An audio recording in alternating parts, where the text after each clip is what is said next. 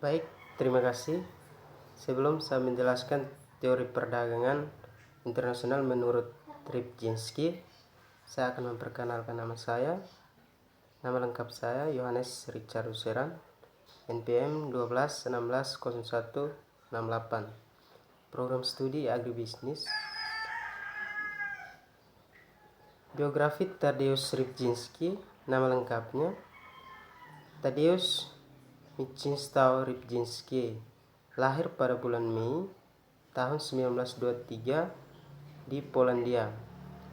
Pendidikannya di London School of Economics and Political Sciences. Dikembangkan pada tahun 1955 oleh ekonomi Inggris. Jadi, teori Ripczynski dikembangkan pada tahun 1955 oleh ekonomi Inggris kelahiran Polandia, Tadeusz Ripczynski 1923 sampai 1998. Menurut teori ini, pada harga barang yang relatif konstan, peningkatan jumlah suatu faktor atau faktor endowment akan meningkatkan output sektor menggunakan faktor tersebut secara intensif dan penurunan absolut output sektor lain.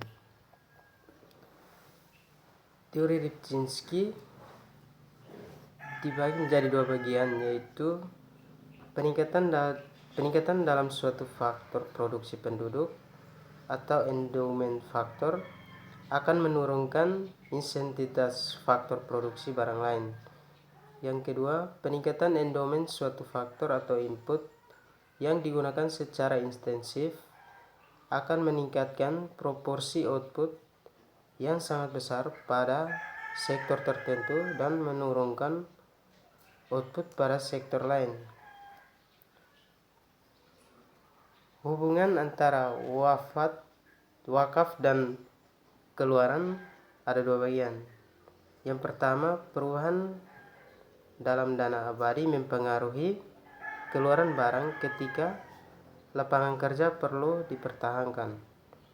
Yang kedua, menganalisis pengaruh investasi modal, imigrasi, dan emigrasi dalam konteks model Heckscher-Ohlin atau HO.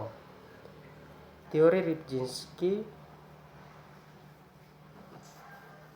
akan mengalami perubahan jumlah faktor yang mempengaruhi output suatu sektor dalam penggunaan kondisi tenaga kerja penuh atau full employment, dan secara umum peningkatan jumlah faktor suatu negara akan mengakibatkan peningkatan output barang yang menggunakan faktor tersebut secara intensif, sementara output barang lain yang menggunakan faktor lain akan menurun.